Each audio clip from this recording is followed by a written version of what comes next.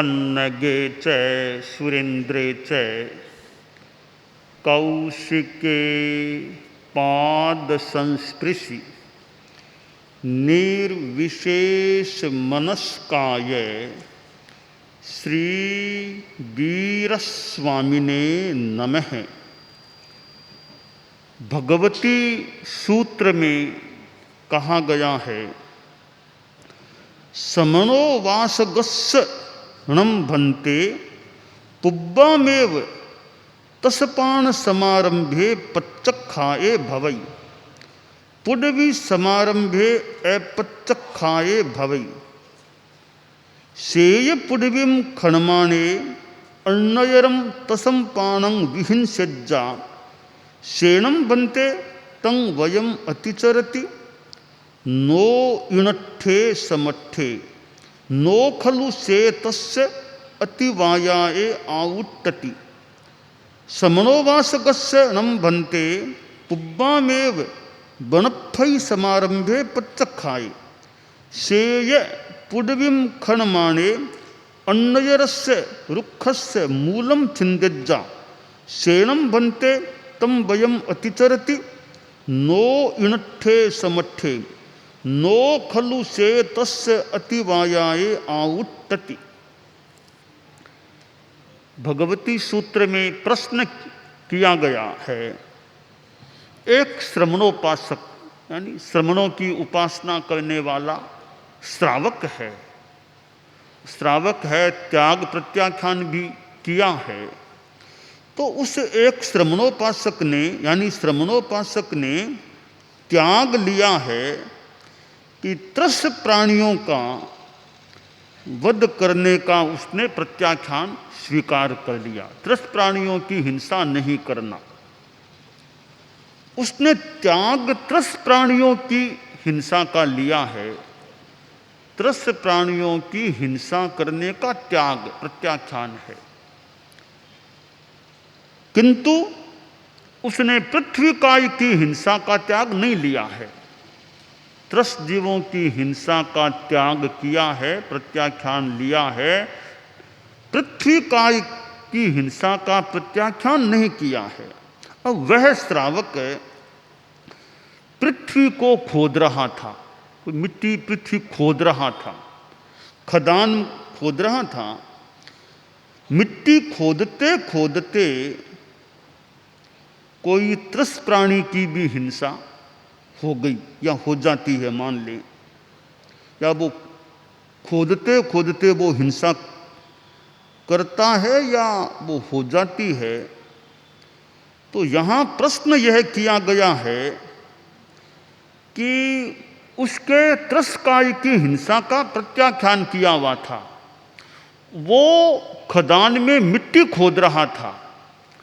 अब मिट्टी खोदते खोदते वो त्रस्त प्राणी की हिंसा भी कर ली या हो गई मान ले, तो उसका जो नियम त्याग था उसका भंग, उसमें अतिचार हुआ या नहीं हुआ, दोष लगा या नहीं लगा, त्रस्त तो मर गया जीव। यहाँ उत्तर दिया गया है कि यह यानी उस त्रस्त प्राणी की हिंसा से प्रत्याख्यान का भंग नहीं होता है, अतिचार नहीं लगता है। त्रस्त प्राणी की हिंसा हुई है, फिर भी उसके जो त्याग है उसमें दोष नहीं लगता है, अतिचार नहीं लगता है। तो भी क्या कारण है, दोष क्यों नहीं लगता? उसके तो प्रत्याख्यान किया हुआ था, त्रस्त प्राणी की हिंसा का त्याग प्रत्याख्यान। त्रस्त प्राणी मिट्टी खोदते खोदते मर गए, तो दोष क्यों नहीं लगा? नियम त्याग में दोष क्यों नहीं लगा? तो यहां बताया गया कि दोष इसलिए नहीं लगता, अतिचार इसलिए नहीं लगता कि वो उस त्रस्त प्राणियों को मारने के लक्ष्य से, मारने के संकल्प से प्रवृत्ति नहीं कर रहा था, इसलिए उसको नियम में दोष नहीं लगेगा। इसी तरह अगला प्रश्न किया गया, वो श्रमणोपासक है कोई, उसने वनस्पति काय की हिंसा का त्याग कर दिया, और वह श्रावक श्रमणोपासक वो पृथ्वी यानी खदान में वो मिट्टी खोद रहा था। खोदते खोदते रुक्षस्य मूलम छिंदज्जा, कोई वृक्ष का मूल जड़ वो भी कट गई, छिन्न हो गई, तो प्रश्न है कि उसको वनस्पति काय के प्रत्याख्यान के नियम में दोष लगा या नहीं लगा। तो यहाँ भी यही उत्तर दिया कि नहीं, उसको दोष नहीं लगेगा, नियम में दोष नहीं लगेगा। क्यों नहीं लगेगा? क्योंकि उसके वनस्पति काय की हिंसा का प्रत्याख्यान था, वो तो बेचारा मिट्टी खोद रहा था, न कि उसका इरादा संकल्प वनस्पति की हिंसा का था। मिट्टी खोदते खोदते कोई जड़ कट गई है, उसका इरादा नहीं था, संकल्प नहीं था, इसलिए उसके वनस्पति काय के हिंसा के त्याग में उसको दोष नहीं लगेगा। तो ये यहाँ दो सूत्र श्रमणोपासक और हिंसा से अतिचार दोष के संदर्भ में जो दिए गए हैं, वैसे बड़े एक महत्वपूर्ण सूत्र हैं कि वो त्याग है जिसका उसकी हिंसा हो गई तो भी अतिचार नहीं लगता है। तो यूं भगवती सूत्र में अनेक महत्वपूर्ण ऐसी अच्छी तात्विक बातें, त्याग संयम के संदर्भ की बात भी यूं आ जाती है। तो यह एक हमारा मानो विकास है कि आज हम लोग यूं ग्रंथ हाथ में लेकर बाँच रहे हैं। आज से 60, 70, 80 साल पहले तो जब परम पूज्य कालूगणी व्याख्यान फरमाते थे तो उनके हाथ में तो ऐसे ग्रंथ रहे थे या नहीं, हमारे यहाँ तो छपे नहीं थे। वे तो कोई वो हरी पटड़ी जैसा भले पन्ने हाथ में रख कर के व्याख्यान फरमाते होंगे, परंतु आज वो हरी पटड़ी, वो पन्ने तो हम कभी कभी हाथ में लेते हैं। चतुर्दशी को हाथ में लेने का काम पड़ सकता है और भी कभी कभी काम ले लें।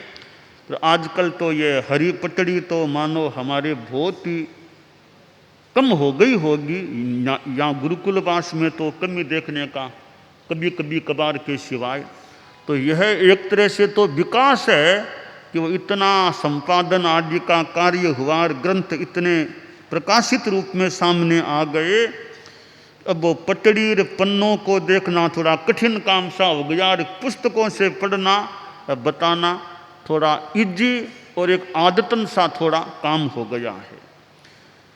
परम पूज्य कालूगणी अभिवंदना सप्ताह का उपक्रम चल रहा है और विकास की बात है। तो यूँ तो हम विकास की बात को देखें, विकास के सबसे मूल तो भिक्षु स्वामी को ही मान लें। तो तेरा पंथ का जन्म और तो विकास क्या, जन्म क्या, और वो तो भिक्षु स्वामी तो हमारे परम एक हैं, ऐसा लगता है। उन्होंने तो कितना विकास किया है, वो नया प्रारंभ करना और फिर उसको रास्ते पर थोड़ा ला देना बहुत बड़ी बात होती है। क्योंकि देखिए, रास्ते पर पटरी पर ट्रेन आई हुई है, फिर चलाना भी महत्वपूर्ण बात है, पर ट्रेन को पटरी पर ला देना वो कितनी बड़ी बात है। राजपथ बना बनाया मिल जाए फिर उस पर चलना तो आसान है। हम लोग विहार करते हैं, आजकल प्रायः बहुत सड़कें मिल जाती है, राज हाईवे मिलते हैं, तो हाईवे पर फट फट तेज गति से चल सकते हैं। पर कालूगणी या पूर्व आचार्य विहार करते थे, उनको इतने राजपथ कहाँ मिले होंगे, कैसे वो तो मिट्टी में और मेवाड़ में कैसे पहाड़ी रास्तों से, कैसे पगडंडियों से विहार, स्वामी जी आदि ने कैसे वहाँ विहार किए होंगे। पर हमें तो आजकल बहुधा राजपथ मिलते हैं और राजपथ पर चलना थोड़ा आसान हो जाता है। तो विकास के लिए राजपथ मिल जाए। अब आप लोग कार आदि में यात्रा करते हैं, अब कार सड़क पर जितनी दौड़ती है, अब मिट्टी में कार को दौड़ाना हो तो कितनी क्या दौड़ पाएगी, जो भी स्थिति होगी। तो आचार्य भिक्षु ने मानो वो राजपथ बनाने का कुछ कार्य किया था, और हमारे भिक्षु स्वामी के उत्तरवर्ती आचार्यों ने अपने ढंग से गति की है, स्थिति गति की है, और दयाचार्य प्रवर ने कितना विकास किया है। अगर भूल न हो तो आचार्य भिक्षु के बाद विकास में श्रीमद् दयाचार्य का भी, यूँ तो भारमल जी स्वामी भी परम पूजनीय आचार्य श्री थे, रायचंद जी स्वामी भी थे, अपने अपने ढंग से आगे बढ़े हैं, या संघ की सुरक्षा की जो भी। दयाचार्य और रायचंद जी स्वामी का आचार्य काल तो लगभग समान था, दोनों का लगभग 3 दशकों का 30-30 वर्षों का आचार्य काल रहा, और रायचंद जी स्वामी का अपना आचार्य काल, और फिर जीतमल जी स्वामी उनके उत्तराधिकारी बने, और रायचंद जी स्वामी ऐसे संभवतः थोड़ी बख्शीश करना, वो बख्शीश ऐसे थोड़ी कृपा करा देते थे। एक दिन जीतमल जी स्वामी ने निवेदन किया, गुरुदेव आप यूँ आए दिन बख्शीशें करा रहे हो, यह भविष्य में कहीं भारी न पड़ जाए इतना को बख्शीशें। तो फरमाया जीतमल, मैंने बख्शीशें तो कई कर दी है, पर एक बात है, चोटी तुम्हारे हाथ में, चोटी तेरे हाथ में है। एक ऐसा मानो सूत्र सा दे दिया, गुरु कई बार ऐसा कोई सूत्र दे देते हैं मानो कि चोटी तेरे हाथ में है, वो मानो ऐसा सूत्र उनको मिला होगा, तो भविष्य में जब वे आचार्य बने तो वो चोटी वाली बात को संभवतः थोड़ा काम में भी लिया होगा। वो नागौर की पट्टी का प्रसंग है, जो भी खैर। तो हमारे परम पूजनीय आचार्यों ने कितना अपना योगदान जो भी दिया है, दयाचार्य प्रवर ने भी विकास में अपना बहुत बड़ा योगदान दिया है। कितना ग्रंथों का प्रणयन आचार्य भिक्षु ने भी कितना किया।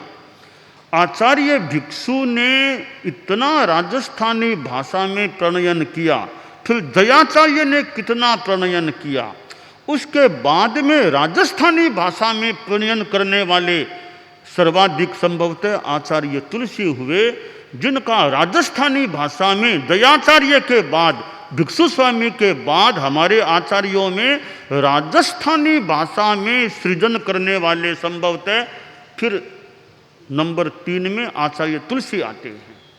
तो हम कालूगणी की बात, कालूगणी ने अपने ढंग से, अभी साध्वी प्रमुखा जी का बहुत लंबा भाषण हुआ और बहुत विविध विषयों का उन्होंने स्पर्श भी किया, और इन 7 दिनों में जो हमारे मुख्य वक्ता बोले हैं वो बड़े अच्छे, वैसे काफ़ी अच्छे वक्तव्य मुख्य वक्ताओं के, वक्त्रियों के हुए हैं, और अपने अपने विषय पर अच्छा प्रकाश डालने का उन्होंने प्रयास किया है। 4 भाषण तो हमारे पदस्थों के ही, आज साध्वी प्रमुखा जी का हो गया, 2 विषयों की मुख्य वक्ता साध्वी वरिया थी, एक के मुख्य मुनि थे, 4 तो हमारे वो भाषण तो पदस्थों में ही हो गए, बाकी 3 और हमारे संतों और साध्वी जी के हुए, तो 7 भाषण हुए। एक भाषण माला सी हो गई, व्याख्यान माला सी हो गई, बड़े अच्छे भाषण हो गए। कोई कहीं इनका उपयोग कोई करना चाहे तो कालूगणी के संदर्भ में ये 7 दिनों के हमारे मुख्य वक्ताओं के जो भाषण हुए हैं, एक कालूगणी के जीवन को उद्योतित करने वाले, उजागर करने वाले एक ये 7 भाषण हमारे चारित्रात्माओं के हुए हैं। तो वैसे कुल मिलाकर के अच्छे भाषण हुए। जैसे वो कई होती है ना, व्याख्यान मालाएं होती है कि वर्ष में एक दिन अमुक नाम से व्याख्यान माला, तो वो विद्वान आते हैं, भाषण देते हैं व्याख्यान माला में, तो अच्छा उपक्रम वो भी। तो हमारे तो 7 विद्वान विदुषी मान ले, जो भी 7 भाषण हमारे तो हो गए हैं, तो हमारे तो 7 वक्ता हुए। बहुत अच्छा साधुवाद की बात है, कितनी तैयारी की होगी, कितना कालूगणी के संदर्भ में जो भाषण दिए गए हैं, अपने आप में एक अच्छे स्तुत्य प्रयास प्रतीत हो रहा है। और ये 7 दिनों की व्याख्यान माला का क्रम रहा, और मेरे से पूर्व ये मुख्य वक्ताओं के भाषण होते तो बहुत अच्छा प्रतीत हुआ कि बहुत अच्छे भाषण हो रहे हैं, थोड़े लंबे भी होते, अच्छे भी होते। साध्वी प्रमुखा जी का तो डबल भाषण सा हो गया आज। वो साध्वी वरिया ने 2 दिनों में बोला है, साध्वी प्रमुखा जी ने एक दिन में 2 भाषण जितना वो टाइम लेकर के बहुत सांगोपांग जो कहते हैं ना कालुगणी का विकास की बात को बहुत विस्तार से एक एक बात को, यानी एक मान लो लगता है श्रम पूर्वक एक एक बात को उजागर करते करते ये कालुगणी की श्री वृद्धि विकास की बात को प्रस्तुत किया। तो बहुत अच्छा जो ये विदुषी विद्वानों की व्याख्यान माला में जैसा वो भाषण होता है ना, जैसे ऐसे साध्वी प्रमुखा जी का भी हुआ, वैसे साध्वी वरिया के भी अच्छे हुए, यानी कुल मिला के 7 ही भाषण हुए हैं, संतों के भी हुए साध्वी जी। तो ये 7 दिनों के कालुगणी के संदर्भ में भाषण हुए हैं। वो एक तो जब कालुगणी की जन्म शताब्दी आई थी तब थोड़ा ऐसा माहौल छापर में बना था। जब विक्रम संवत 2033 में कालुगणी प्रवर की जन्म शताब्दी था, परियारा से गुरुदेव पधारे थे छापर, तब वो एक कालुगणीमय माहौल सा बना था। कुछ अंशों में वैसा ही माहौल अभी देखने को मिला कि छापर में कालुगणी के अमुक आयाम ऐसे 7 दिनों में मानो काफी सांगोपांग या कुछ अंशों में सांगोपांग रूप एक विवेचना की गई है। तो ये ऐसे तो ठीक है, भाषण हो गए और उनको व्यवस्थित रूप कोई दिया जाए तो कालुगणी के भी छापर में चतुर्मासवार कालुगणी पर 1 सप्ताह का कार्यक्रम चला। तो ये भाषण हमारे मुख्य वक्ताओं के उन दिनों में हुए थे। तो ये हमारे अच्छा एक भाषण वाला का क्रम रहा। तो कालुगणी ने विकास में अपना योगदान दिया और बाद में आचार्य तुलसी, आचार्य महाप्रज्ञ जी हुए। और हम देखते हैं विकास के क्रम को आज हमारे धर्म संघ में ये अंग्रेजी में अनुवाद करने वाली साध्वी जी है। वो कल वो किताब का लोकार्पण हुआ, गुरुदेव तुलसी की पुस्तक वो रिद्धि प्रभा बैठी थी। वो साध्वी जी वो अंग्रेजी में अनुवाद करने की बात, तो कालुगणी के युग में तो संभवतः अंग्रेजी में अनुवाद करने वाली कोई साध्वी जी संभवतः नहीं ही होगी। तो आज तो अंग्रेजी में अनुवाद करने वाली हमारी फीमेल में यानी साध्वी जी हैं। इधर समणियाँ भी हैं जो अंग्रेजी में जिनका विकास है, गति है। तो यह भी विकास है। आज संतों के नाम के आगे डॉक्टर, साध्वी जी के नाम के आगे डॉक्टर, समणी के नाम डॉक्टर लगा सकते हैं, परंतु आज से 60 साल पहले तो किसी के नाम के आगे डॉक्टर लगा सकें ऐसी संभवतः स्थिति नहीं थी। आज हम खुले आम हमारे डॉक्टर मुनि अमुक, डॉक्टर साध्वी अमुक, डॉक्टर समणी अमुक, जो डॉक्टर लगा करके उनका नाम लिया जा सकता है। और किसी के लिए MBA कह करके नाम हमारे साध्वी जी के MBA हैं। तो यह एक विकास है। तो हमारे धर्म संघ में वो विकास हुआ है। तो ये विकास का क्रम कि जो विकास करणीय है तो विकास करें, लगे नहीं करनी है तो रोक दें, इधर हमें आगे नहीं बढ़ना है। तो जो विकास का दिशा क्रम ठीक लगे तो उधर आगे बढ़ें, और लगे अब आगे नहीं बढ़ना तो दरवाज़ा बंद कर दें, अब आगे नहीं बढ़ना भी भाई। तो ये विकास, आगे बढ़ना और पीछे मुड़कर भी आवश्यकता अनुसार देखना, सिंहावलोकन भी करना, कभी विहंगावलोकन भी करना। तो विकास में परम पूज्य कालुगणी का जो योगदान है, कितनी श्री वृद्धि हमारे धर्म संघ में हुई। और साध्वियों के विकास की बात है, मैं भूल न करूं तो उसका कालुगणी ने कहा कि तुलसी तुम ध्यान देना, मेरा मैं भूल न करूं। तो गुरुदेव तुलसी ने अपने मुख से फरमाया था, मुझे याद जो आ रहा है कि कालुगणी को मैंने ही निवेदन किया था कि गुरुदेव साध्वियों की दीक्षा तो इतनी हो रही है, इनमें शिक्षा का विकास नहीं है। तो बाद में कालुगणी ने कहा तुलसी इस पर तुम ध्यान देना, तो कहा साध्वी शिक्षा की विकास की कि मैंने ही मूल अर्ज की थी कालूगणी को कि शादियों में दीक्षाएं तो हो रही है, शिक्षा का विकास नहीं है। तब बाद में कालूगणी ने फरमाया कि इस पर तुम ध्यान देना। ऐसा मुझे याद आ रहा है गुरुदेव के मुख से जो मेरी बात या जो हमने जो सुना था उस क्रम से। तो कालूगणी के युग में गुरुदेव तुलसी, आचार्य महाप्रज्ञ जी जैसे मुनि तैयार हुए थे। फिर आचार्य तुलसी युवाचार्य बन गए थे, बाद में आचार्य बन गए थे, और भी ऐसे कितने कितने संत। और फिर हालांकि शादियों का विकास उस जमाने में अपनी सीमा तक रहा होगा, बाद में तो अब शादियों के विकास का जो रास्ता खुला या वो गति जो हुई है वो अपने आप में विशेष है। आज तो हमारे जैसे मैंने कहा ना, साध्वी प्रमुखा जी का भाषण हुआ, हमारे साध्वी बढ़िया बोली। अब इतने वो बढ़िया भाषण होते हैं कि कोई साध्वियाँ मानो पीछे नहीं ऐसे भाषण देने में, बोलने में। तो साध्वी बढ़िया भी बोलती है तो अच्छा बोलती है। वैसे साध्वी प्रमुखा जी का सुना ही था। तो यानी हमारे साध्वी समुदाय में आज अंग्रेजी में भी बात करनी हो तो हमारे साध्वी प्रमुखा जी को बिठा लो। अंग्रेजी का कोई आ जाए कोई जानकार तो साध्वी प्रमुखा जी से वो समझने में, एक बोलने में जितना भी हो सकता है। तो आज हमारे साध्वी समुदाय में वो संस्कृत भाषा का एक ज़माने में विकास की बात हुई, आज के ज़माने में तो अंग्रेजी का भी इतना महत्वपूर्ण स्थान है। विदेश में, देश में, यहाँ इधर उधर जाएं तो अंग्रेजी भाषा का अभ्यास होता है। तो आज उस भाषा में परम पूज्य डालगणी के युग तक तो अंग्रेजी की भाषा का विकास हमारे संग में संभवतः विशेष रहा ही नहीं होगा।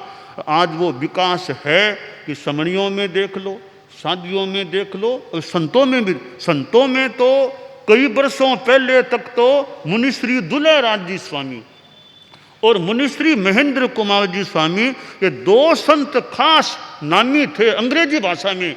कोई बात करना हो, कोई अचल श्री के पास आ जाता कोई विदेशी कोई, तो महेंद्र कुमार जी स्वामी, दुलहराज, ये लोग थे अंग्रेजी में बोलने में या लिखने में, पढ़ने में आदि। इन दो के नाम आते थे कि दो संत हमारे हैं। शादियों में इतना संभवतः विशेष कुछ नहीं रहा होगा। कई वर्षों पहले दो नाम थे। फिर आज हमारे और भी संत कुछ थोड़े बहुत जितने भी अंग्रेजी के जानकार हैं, थोड़ी बात भी कर लेते हैं। शादियों में भी संभवतः कुछ, और समनियों में तो शायद ज़्यादा संभावना है, वो विदेश जाती भी हैं।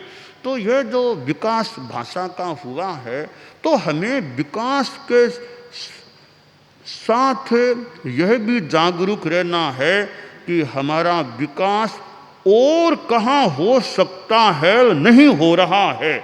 जहाँ नहीं हो रहा है होना चाहिए, हम उस पर भी ध्यान दें।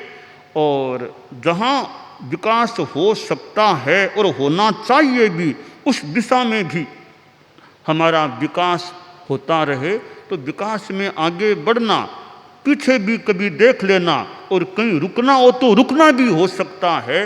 तो यह नहीं कि बढ़ना ही है तो बढ़ो, या कहीं रुको, पीछे की समीक्षा करो, सिंहावलोकन करो, समीक्षावलोकन करो। जरूरत लगे अब आगे नहीं बढ़ना तो बढ़ना बंद कर दो भले। ऐसी अनेक बातें विकास की दिशा में हो सकती है।